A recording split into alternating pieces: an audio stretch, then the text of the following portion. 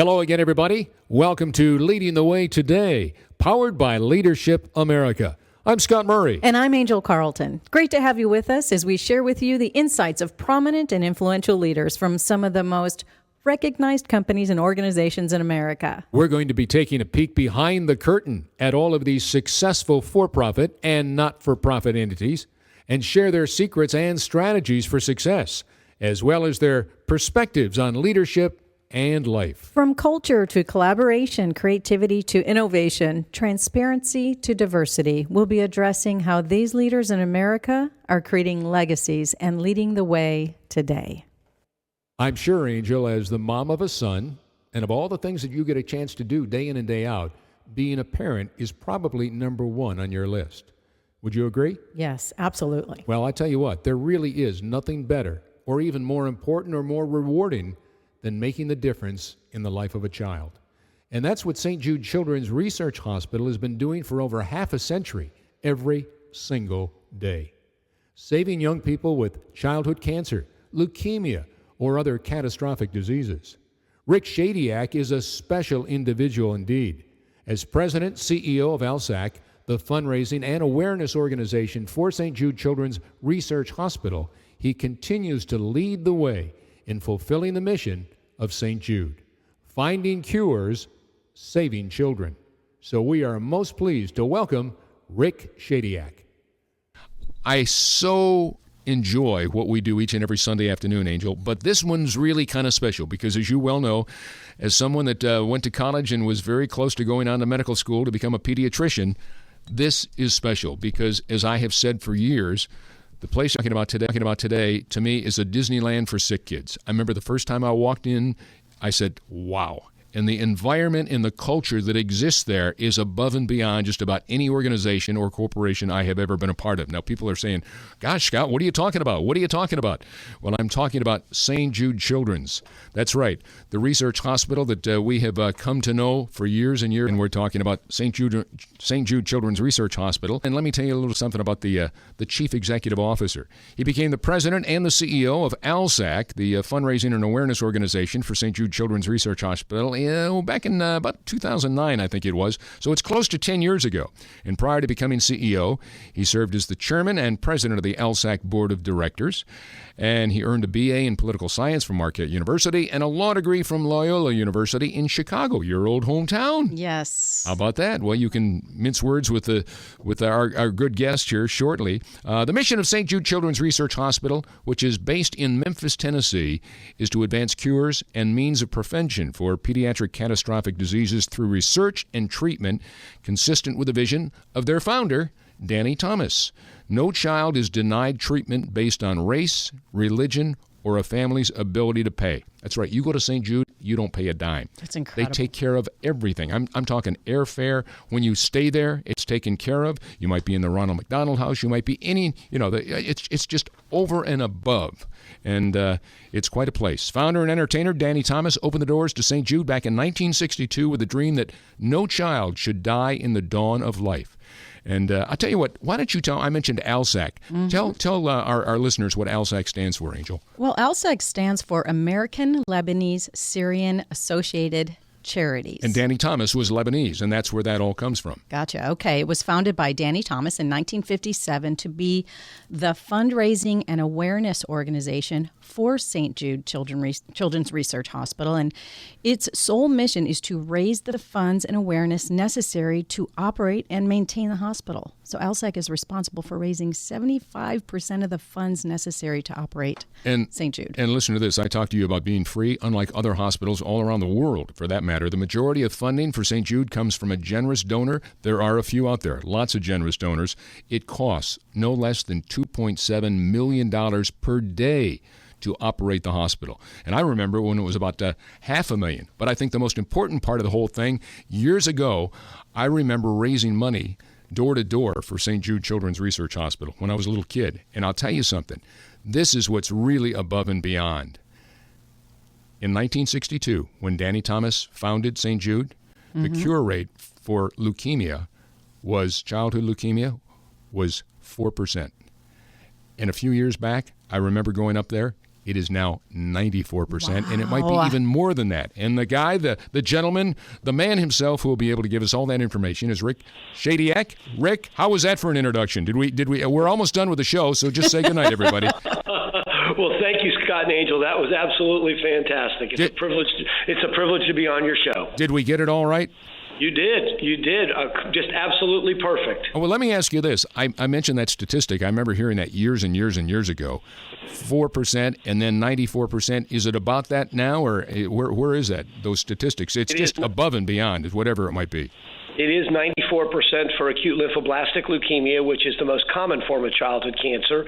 And overall, we've taken the cancer survivor rates from 20% when we opened the doors in 1962 to 80%, and we're shooting to get it 90%, and we don't want to stop until no child dies from cancer. So still got a lot of work to do. Well, I tell you what, it's an incredible legacy, and I have been to St. Jude, 12, 15 times. And as I said at the top, it is indeed a Disney World for sick kids. You walk in that front door, and the culture and just the environment is above and beyond. You have everybody from the scientists with 15 PhDs and MDs and doctors and nurses, and even the janitors and the wait staff and whoever it might, they all say hello. Hey, how you doing today? Hey, how you doing today? It's unbelievable. I've never been any place like it. It's an amazing place, and our model is very, very different. So our patients come to us, and they've obviously been diagnosed with a devastating, catastrophic disease, and our patients are going to be with us for a real long time, Scott. So it's important that we create an environment that they're going to be comfortable in. So we're not a local children's hospital, and many of our patients are with us literally for months and years on end. So we want them to feel comfortable. We want them to remember that they're kids, and create an environment where they can actually, when they're feeling up to it, enjoy themselves a little bit and just be a kid. So that's what it's all about, and we think kids thrive in that kind of an environment, and the public support allows us to create that kind of environment and to have the amenities that are necessary to do that for our families. Well, I tell you what, you do it often and you do it well. There's no question about that. I've met a lot of families from the North Texas area, both Dallas and Fort Worth, that have been the beneficiaries of your kindness and your incredible knowledge and wisdom and all that St. Jude continues to do. So good for you. And I do, before we move on with the program, and Angel and I have a few questions for you. I was watching the NFL draft, which is, taking place here at AT&T Stadium in the Dallas-Fort Worth area, and all of a sudden they go to give the Broncos pick, and there's a Denver Broncos fan, and he's all of about 10 years old. He's in a wheelchair, and they introduce him as a patient from St. Jude who wants to be, I guess, a broadcaster someday, and it was incredible. So they talked about the great relationship between the NFL and St. Jude. I had no idea that this existed. Oh yeah, that was patient Austin, and Austin is he's an awesome kid, and I've gotten to know him pretty well. He's actually 16 or 17 now, and he is an aspiring broadcaster. A couple of years back, we were able to get him so that he could do an interview with Peyton Manning right before he played his last game, which was the Super Bowl. And I will tell you, it was a funny little story because he was interviewing Peyton, and he takes his job seriously. He takes his what he wants to become very, very seriously. And he asked a couple of tough questions, and Peyton goes, "Hey, I just want you to know these questions are much better than the ones that journalists that get paid for a living offer up to me." And he's been blessed to be able to be on the Rich Eisen show and at the NFL Network, and he's just an extraordinary kid. He's so talented, Scott, that he's already received scholarship offers.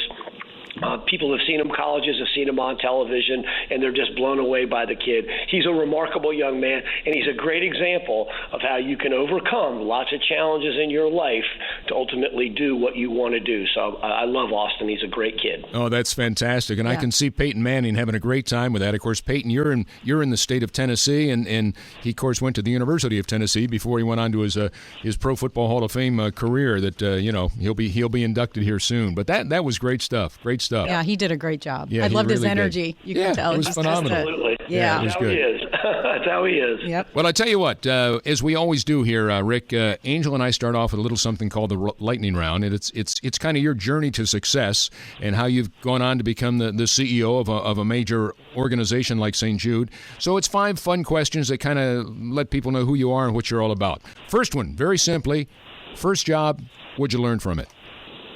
Wow. my first job was pumping gas. Really? Oh, wow, and remember those pumping days? gas during the gas crisis. So that was when there were if you remember, there were lines. Scott, you and I might remember. There were lines, and it was constant. It was nonstop, and I learned the value of hard work. But I just want to throw one other thing in. The job, and it wasn't a job, it was a volunteer effort that affected me the most, is when I was in law school. I taught a class called Street Law in the inner city of Chicago, and I was exposed to some kids that I really felt like I could have an impact on, and I literally was treating them the law of the street, and I will never ever forget that experience. And then after I graduated from law school and I went back to Washington, D.C., I ultimately taught street law in Washington, D.C. as well. So that was a very impactful part of my life as well, and that was when I really realized I really wanted to give back and focus especially on kids. Oh, how rewarding is that work? Yeah, That's great. It was special. So, Rick, who were your top two mentors in life, and how did they have an influence on you as a young professional? Yeah, Angel, I had amazing parents. But I have to say my father was my law partner. Obviously, he was my dad, but he was my law partner, and also he was a prior CEO at ALSAC and was one of the founders of St. Jude Children's Research Hospital, along with Danny Thomas. And the second person would be Danny Thomas.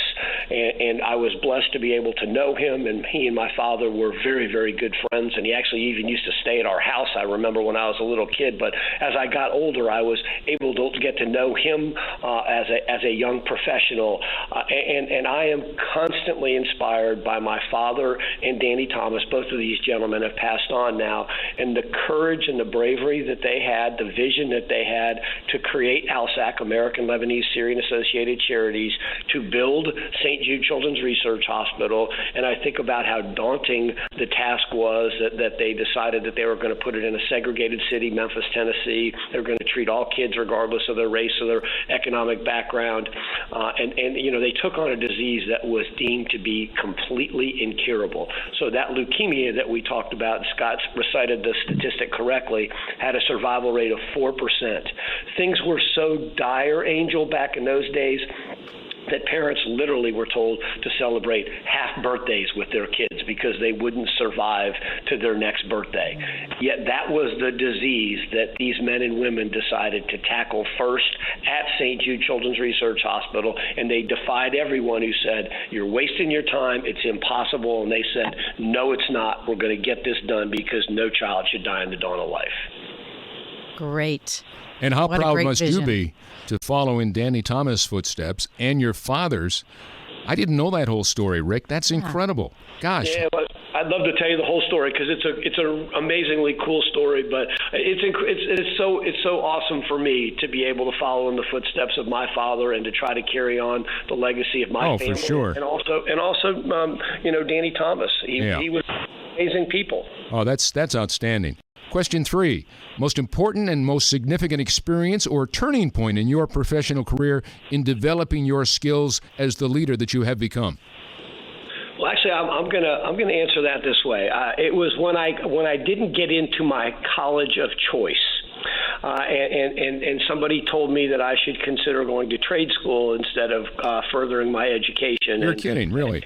And that's the truth, and that was a slap in my face, and I said, guess what? I am going to prove you, I used some different words then, but I'm going to prove you guys completely wrong, and I just don't take tests very well, but I'm not a dummy, and I'm gonna move this forward, and I'm gonna really show you guys myself and do the best I can to try to make a difference in the world. So that was the experience, and I'll never forget that day, and my father was with me when that happened, and I ended up going to Marquette University, and it was amazing 4 years at Marquette. I loved my time there, and thank God I did well there and was able to go on to law school at Loyola, and it motivated me to prove lots of folks wrong, and hopefully I've done that over the course of my 61 years of life. Yeah, I had a guidance teacher in high school that told me the same thing. So thank you very much. Good night, everybody. Exactly. Yeah, and my son had a similar experience, Really? and that's great. I'm going to share that to inspire him as a turning point. Absolutely. So the next question is, Rick, what is the best advice you'd give someone in the next generation in today's changing world? I'd tell them. I think about a quote from Gandhi the most, and I'd tell them to be the change in the world that they wish to see. Be the change in the world that they wish to see. In my case, my family wanted that change to be the eradication of childhood cancer. I'm so inspired by the generation that's coming up right now because they're taking to the streets and advocating for gun control. So they're taking things into their own hands because they feel passionately about that. So I just would say to all young people, be the change in the world that you wish to see. Don't sit on the sidelines. You have to be active, and you have to be a part of this. So that would be the advice I'd give. Good advice, too. Thanks, Rick. Last question. How would you define your legacy? What comes to mind? Well, I would always tie it to St. Jude, and I would hope and pray that I've inspired, touched, or made a difference in the lives of kids, and that's what my passion is to try to impact kids. So I would hope and pray that would be my legacy. Well, that's a great legacy, and you're certainly living it already. Yeah, he sure is. Yeah. What a great opportunity to follow in his father's footsteps, and, of course, Danny Thomas. All right, well, let's move on with some other questions. I mentioned at the top, Rick, that it's $2.7 million a day operating costs for St. Jude to take care of all these patients and all these families. So ALSAC raises funds to do so. How do you go about doing that, though? That's a heck of a lot of money. Yeah, in a variety of ways. Yeah, this year we have to raise well over $1 billion. That's a B with a B there, $1 billion. Wow. To meet the needs of St. Jude Children's Research Hospital because the hospital budget is in excess of $1 billion. So, we run about 31,000 fundraising events around the country. Scott, you're a participant in several of them, and that was the one that we do in Dallas is one of our most successful events, the Evening Under the Stars. But we do that all across the country. We just completed the St. Jude Nashville Marathon, which was a marathon here in Nashville, Tennessee, and we'll raise over $2 million from that event. And then we're blessed to have the support of corporate America as well, and there are some folks that are wealthy that support us. And then our average gift. This is what I really want your listeners to know. Our average gift is $43. We are Middle America's charity. Most of our revenue, most of the donations to St. Jude come from household incomes of $75,000 or less. And that's what I think is so cool about St. Jude. We have 11 million donors. So when all those people come together, you can see the difference that they can make. And they literally, these donors, these 11 million folks that support us every year, they're the ones that operate St. Jude Children's Research Hospital and allow us to stay true to that major message that we have, that major mission point that we have, that no family will ever receive a bill from St. Jude, not for the cost of treatment, travel, housing, or food, because all we want mom and dad to worry about is helping their child survive cancer, catastrophic disease. Wow, that's so incredible, because as a donor myself for St. Jude, I take note of all the creative marketing that you do to attract more attention and create more awareness. And most recently, I saw your T-shirt campaign. This T-shirt saves lives, right on the front of the T-shirt. I thought, oh, is that cool? And it was all over Facebook. And you obviously have a spectacular marketing team with all the ways that you continue to create awareness for St. Jude. Is it done in-house? Most of it is done in-house. And Angel, I mean, you can't see me because we're on the phone together right now, but that's the exact shirt I have on. Oh, how cool. The shirt Saves Lives is the shirt that I have on. And I'm here in Nashville for this marathon that we just completed. And, I wanted everybody to know it's been embraced by the country music industry, and we've pushed this out. So, yeah, we've got amazing creative professionals that are on our ALSAC team, and they're the ones that push a lot of this awareness out that you see. Look, our awareness is done okay. We certainly want to drive as much revenue donations as we can to St. Jude Children's Research Hospital to support our life-saving work, but we also want people to know that resource is there, that St. Jude Children's Research Hospital is there if, God forbid, their child is diagnosed with cancer or not. another disease that we're going to treat. That's what St. Jude's about. And we also want people to know that we are a research hospital and that we conduct research that nobody else is going to conduct, and then we freely share that research with the world so that kids all across the globe can benefit from the work that's done at St. Jude. Oh yeah, we'll definitely want to hear a little bit more about your research, and I love the T-shirt as a conversation piece and a way to spark conversation about St. Jude. So as we're talking about creativity and that innovative thinking among your teams there, what do you do to inspire innovation there and generate these new ideas and raising funds? Let's talk about the innovation at St. Jude. Yeah, well, we have 7 culture pillars at ALSAC. So one of them is innovation. And I'll talk about innovation both at ALSAC and at St. Jude. But, I want us to remain a cutting edge, not-for-profit that's going to look for a variety of ways to engage with people that want to support us. And, innovation, people think innovation is hard. I personally don't think it's hard. I think it starts with being curious. And so what I try to say to all of my employees is keep asking the why question. Question everything. Be curious about everything. Are there better ways we can do things? And then it's amazing when you free yourself kind of from the rigors of your job and you put yourself in more relaxed and creative situations, you'd be amazed at the innovation that you can come up with, the new thinking that you can come up with. And the same thing is done, at St. Jude Children's Research Hospital. They're constantly looking for different ways to treat kids. The best example I could give to you was the idea that we would embark upon the Pediatric Cancer Genome Project, which was the largest study of the pediatric cancer genome at a time when we were in the Great Recession in 2009. But the CEO of St. Jude at the time, Dr. William Evans, said that he thought this could be a game changer. He said, we want to understand why kids get cancer, what causes kids to have cancer. And this project, which was absolutely amazing, taught us so much about how to treat childhood cancer, and we learned that these diseases are just incredibly complex and very, very different, and that they should be treated in very different ways.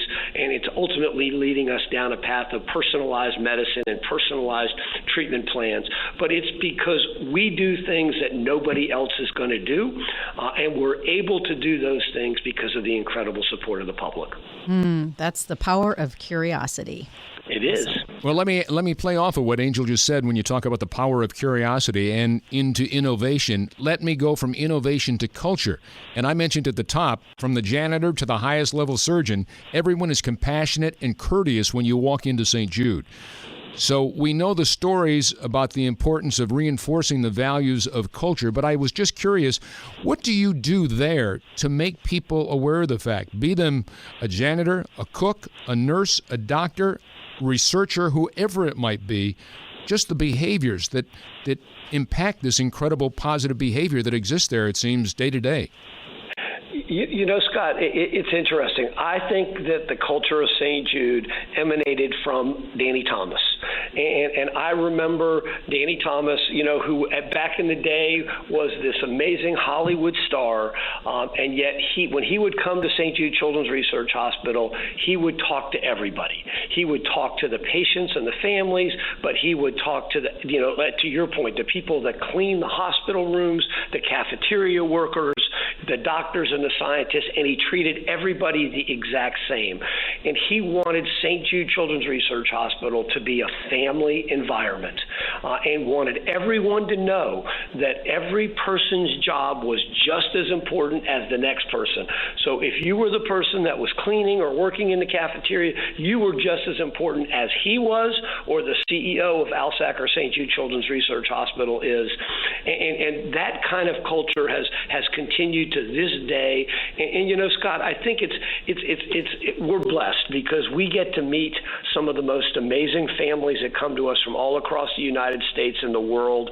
And as soon as you see them, you want to embrace them. And so that's the culture that we have. It continues every day. And when you just reflect upon the kind of work that we do and know that these families are dealing with some of the worst kind of news that you can possibly deal with, it actually comes to you pretty naturally because we're all loving and caring human beings. And that's the kind of culture that we have at St. Jude Children's Research Hospital. We literally want to wrap our arms around these families when they come to us and make them feel as comfortable as they possibly can. Well, you ought to write a book about it, Rick, because you're doing it well. It works. It works. And so many other companies are not nearly as fortunate to have that kind of culture and that kind of just that good feeling of compassion the minute you walk into the corporate doors. It's very impressive. Yeah, certainly a high-performing organization. I know St. Jude has been a part of the I4CP membership for a while, and your employees have voted St. Jude and ALSAC to be a great place to work. Yeah. So that says a lot right there, and we know the stories about how well the kids are treated and the culture. Can you share some examples or stories on what give us an idea of what the employee experience is? I would imagine these employees love coming to work because of the culture. Yeah, I mean, I think every day that people have an opportunity to see the importance and the value of their work. We hear about success stories. We hear the scream or the cheers when somebody's experiencing their no mo chemo party, which signifies the end of their cancer treatment, and it's celebrated with confetti and cake and things like that. And all of us participate in these special occasions. So you feel the successes. But then we also know that our heart's broken all the time because, 1 out of 5 kids that walk through the doors of St. Jude Children's Research Hospital are not going to walk back out the doors of St. Jude Children's Research Hospital. They're going to pass away. And so it's still the leading cause of death by disease in U.S. kids today. So that's what inspires us to continue to do our best every single day, because we don't want to have those moments when poor mom and dad who brought a child are walking out without a child. So it's those kinds of moments that I think keep us motivated and keep our eye on the ball and inspire us to do the best work. And it's why I think our employees want to come to work every day, and we try to create that environment that gives them the opportunity to thrive. One of the things that I want to do talking about in moving forward here is St. Jude is so generous in so many ways, even with the research that is discovered. And I know you'll be humble with me here, Rick, but let's face it, so often research is very, very territorial when it comes to especially things like medical science. And yet I know the hospitals. I've been on some boards at Children's Hospital in Dallas over the years. I was on Cook Children's in Fort Worth, that board for 12 years, and I saw that some of our patients would go to Memphis, and yet you shared information, you shared just your wisdom and your knowledge, and that doesn't always happen. So good for you. I think the sharing of knowledge and the collaboration happening in children's medicine today, a lot of that was set forward by your whole culture. Yes? No? No, you're 100% correct. I mean, Danny Thomas wanted us to freely share the research that's conducted at St. Jude so that kids around the globe would benefit from it. A perfect example, Scott, was just a couple of weeks ago, we announced the St. Jude Cloud initiative in partnership with Microsoft, where we literally put all this genomic data that I mentioned to you before in the cloud, and it's accessible for doctors across the United States and the world once they sign on to that and agree to some privacy things. It's available to them so that they can use that data to better diagnose their patients all around the United States and the world. That's a perfect example of what St. Jude does. We also run several studies for the federal government. We're the National Coordinating Center for the Study of Brain Tumors in Kids, and we also run the Childhood Cancer Survivor Study for the government, so that we gather all that data and we're able to make findings from that data and then push that out so that that people can benefit, again, all across the United States and the world. Good for you. Great stuff. Great stuff. Yes, that transparency is so important. And our research shows that transparency is a direct correlation to market performance. And I know at St. Jude, you pride yourself on being transparent in every area. And every company is different when it comes to transparency. Can you explain why transparency is the right strategy for St. Jude to use?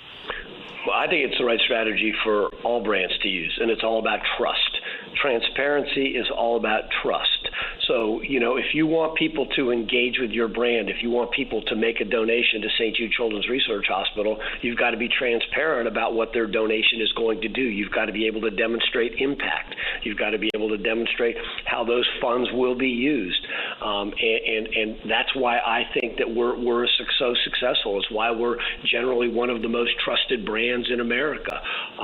People love St. Jude Children's Research Hospital because, again, we have that foundational promise that no family's ever going to receive a bill from St. Jude. So they know that literally when they make a donation to St. Jude, they are impacting a family and taking that financial burden away from them so that mom and dad can focus on getting their child better. So to me, transparency equals trust, and trust is what allows your brand ultimately to be successful. Absolutely. And it seems the hospital industry in general has been operating the same way forever. And I'm so pleased and so encouraged to see that so many are stepping into more innovative, transparent practices, as you're speaking of here. And you always seem to separate yourselves from the rest, and you're the leading hospital that people always strive to be like.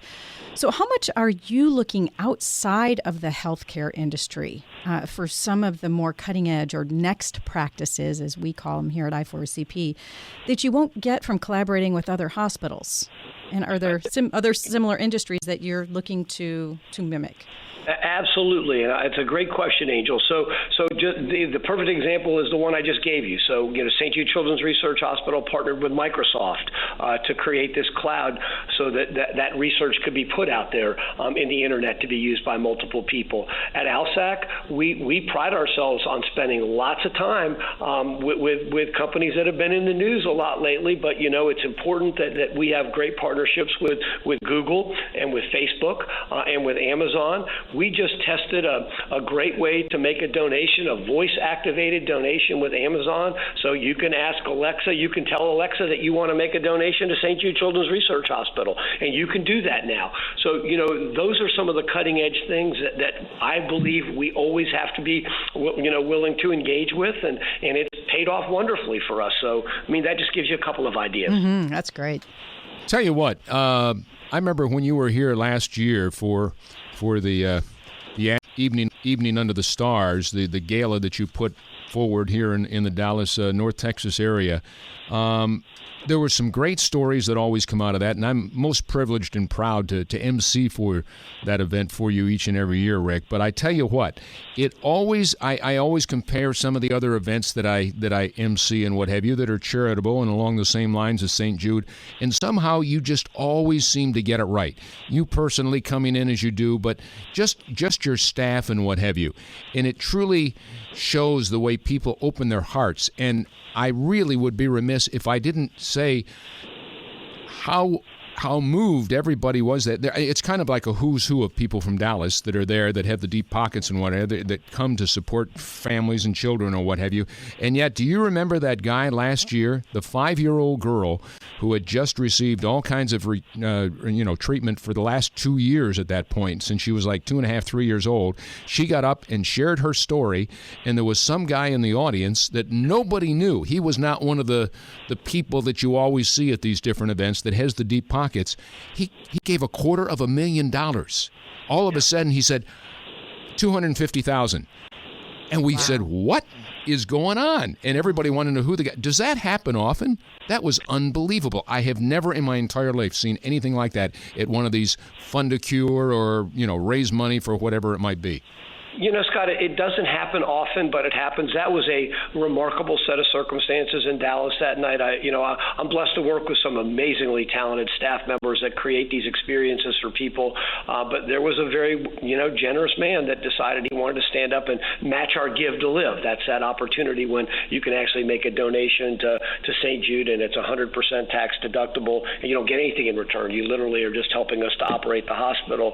I can tell you one other quick story. When as you've alluded to, we are partners with the NFL, and we have an event at the Super Bowl every single year. And we had a similar situation after I got done speaking, and another patient father spoke, an NFL football player who I did not know and we did not have a relationship with, literally stood up and said, I want to give $100,000 on the spot. Wow. That motivated everybody else in the room to say, I want to be a part of this as well. So there are wonderful human beings that God places all across the United States that inspires charitable giving from all of us, and I think people do rally to the extent that their resources their means allow them to do it. But that night in Dallas was a very, very special night, and you were a big part of it, Scott. You were a big part of it. Because when we get to associate with you, people know that this is a brand that they can trust.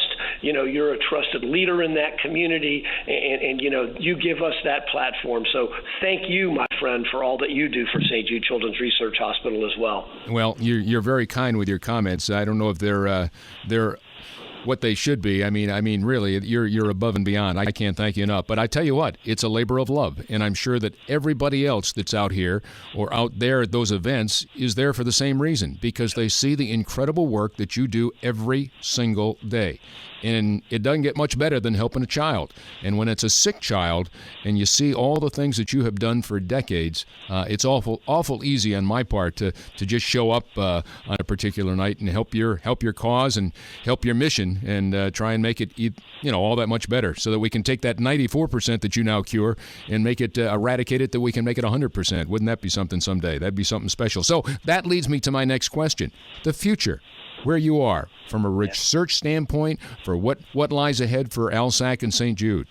Yeah, so we're in the middle of a multi-billion-dollar expansion right now. So we broke ground this week on a new research tower, $412 million research tower that, God willing, will lead to even more cures and higher survival rates. And we recently opened up 3 brand new patient care floors, and now we've seen well over 300 kids on our proton therapy center, which is the only one dedicated solely to kids in all of America. We're trying to expand the number of kids that we see at St. Jude Children's Research Hospital. We're trying to double the number of kids that are enrolled on St. Jude-led clinical protocols so that we can test the efficacy of these treatments and speed the cure. So there's lots of great work that's going on right now, and all of this is being fueled by our generous supporters that were able to dream this way, to embark upon a multi-billion-dollar expansion. A lot of this is going to be based in research. I mentioned the St. Jude Cloud, but also coming out of the Pediatric Cancer Genome Project, Scott, was a finding that 10% of these kids have a predisposition toward cancer. So we've opened up a cancer predisposition study at St. Jude, so that if kids do have these genetic markers, then they can be tested. And God willing, if God forbid, if they're diagnosed with cancer, we're going to catch it early, and early detection is going to lead to the best chance at survival and quality of life. So there's lots of amazing work that's being done at St. Jude, simply because we're able to do it because of the support of the public. And I think that's why the public and the private sector as well, in corporate America, gets behind you. And how about you, Angel? Any closing thoughts? I know you were so excited about meeting with Rick, and you're a mom, you have a child. It doesn't get much better than helping a sick child, does it? Oh, no. It just tugs at your heart to know the work that you're doing there. And all I can say is thank you. What do you say? Thank you for doing the work that you do. Yep. It's a privilege. I ditto exactly what Angel said, Rick. We can't thank you enough for stopping by, but even more importantly, thanks for all that you and your incredible organization does every single day for sick kids around the world, not just here in America, but literally around the world. It's amazing. Well, thank you, Scott and Angel, for giving me the privilege of being on your show. And I love you guys, and I thank you for all that you do for St. Jude. And we'll look forward to seeing you next time you're here in the great state of Texas. Thank you much. Rick Shadyac, CEO of St. Jude Children's Hospital, and, of course, ALSAC as well.